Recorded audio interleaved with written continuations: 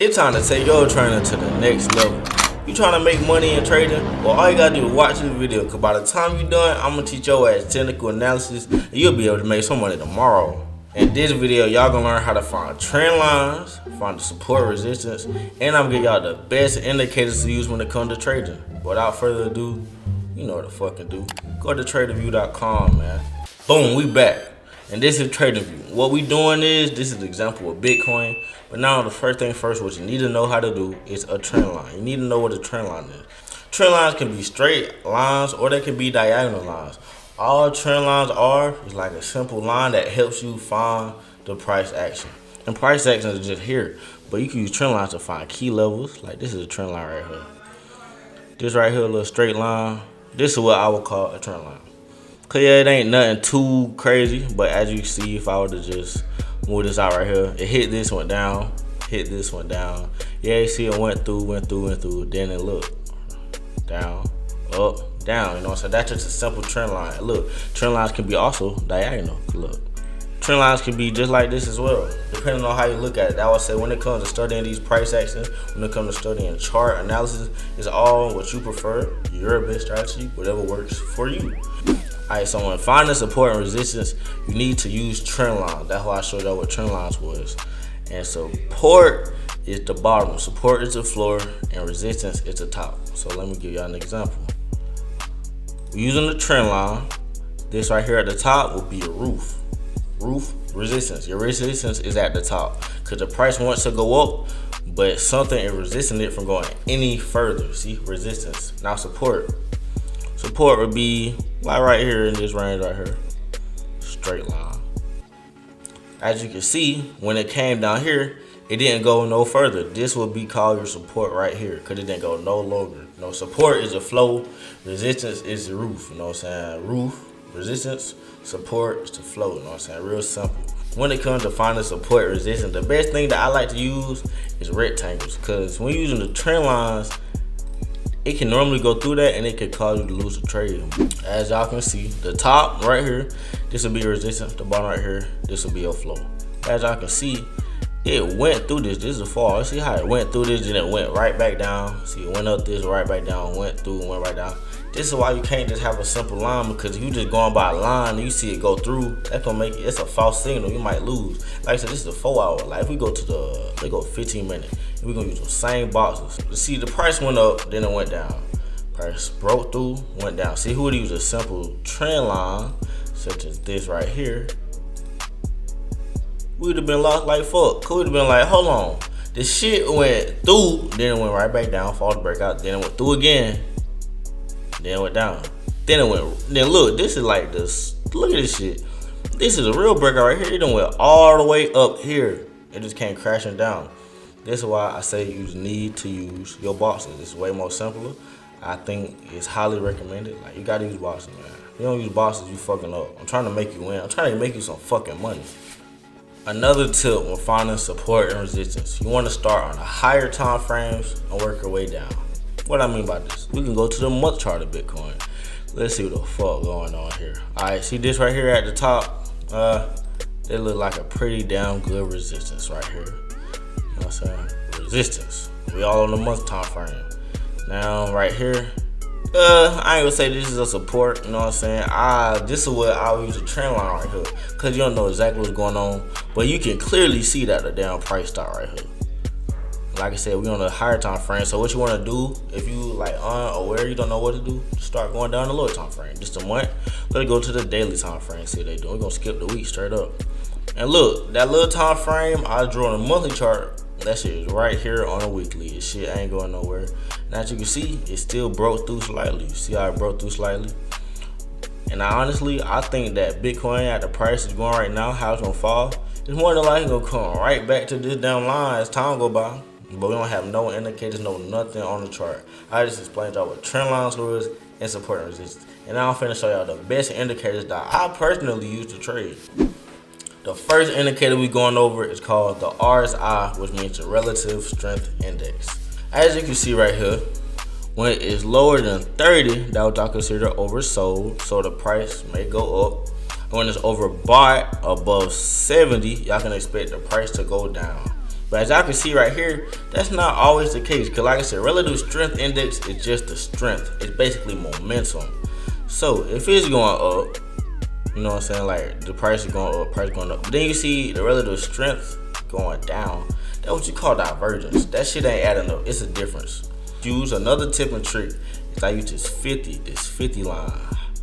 If the relative strength index is above 50, I consider that bullish. I look for calls depending on the time frame, like the daily.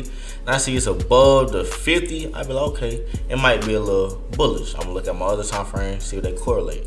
Now, if it's less than 50, oh hell no, I'm doing puts. I think it's bearish. It's gonna keep going down. Cause like I said, the RSI relative strength is basically a momentum indicator because it's all about the strength of the trend. And see all the way up here, it's overbought. So you know people starting to sell off. They betting on the price to start going down. So as you see, it takes time, but eventually it will go down. It will go down. Now I'm about to show y'all the stock RSI. Stock RSI is basically the same as the regular RSI, as you can see.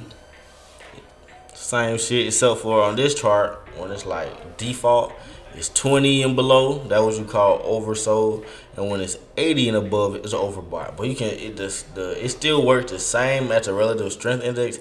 It just moves slightly faster. So let's go to the 1 hour time frame so I can show y'all. So the 1 hour time frame, as y'all can see, on the stock RSI, it done went all the way up and it came crashing down. On the regular RSI, it barely went up, but it just can't crash it down like a motherfucker. See, and now let's go to the 15 minute.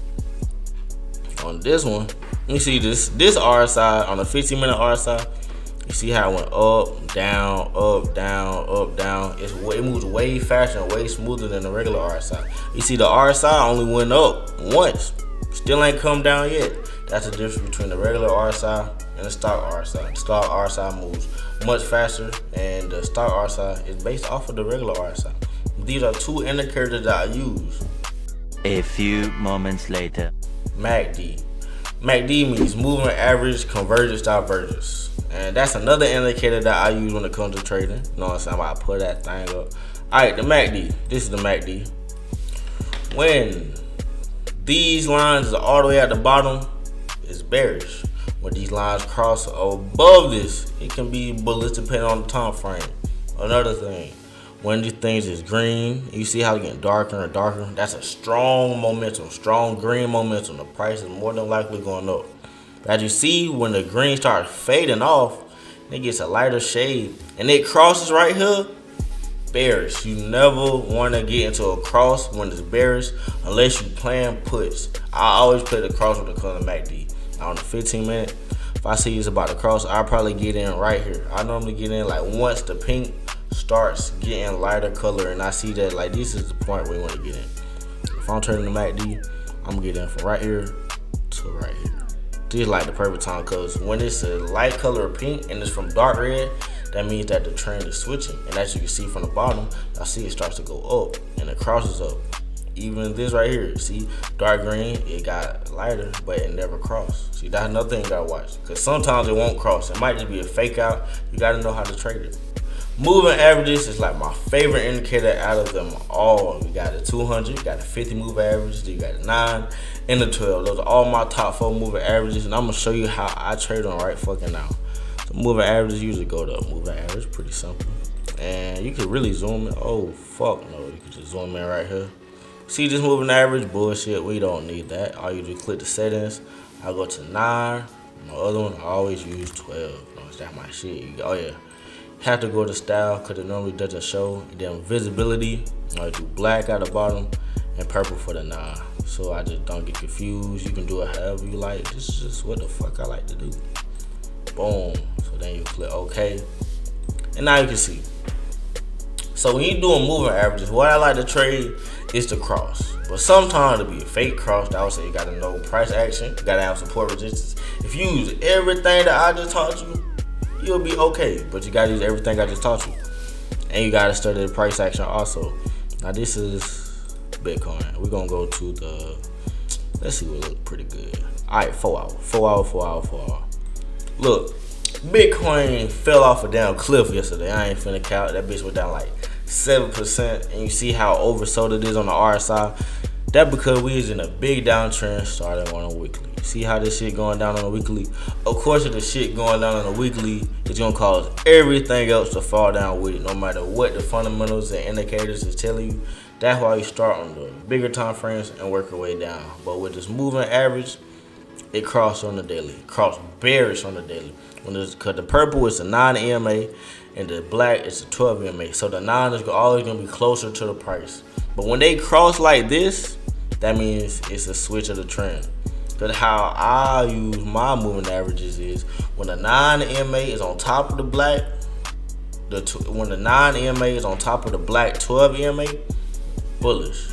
But when the black EMA is on top of the 9 EMA, it's bearish, it's cross. Like as you can see a little cross right here. You know, as soon as it cross down, go down. Then start to cross back up, bullish. Then start to cross back down, bearish. You know what I'm saying? Pretty simple when it comes to trading. But I really just taught y'all everything about technical analysis in this video. You know what I'm saying? Like, subscribe, replay everything. Like, subscribe, you know what I'm saying? But you know, it's your boy K2 and I'm out this bitch.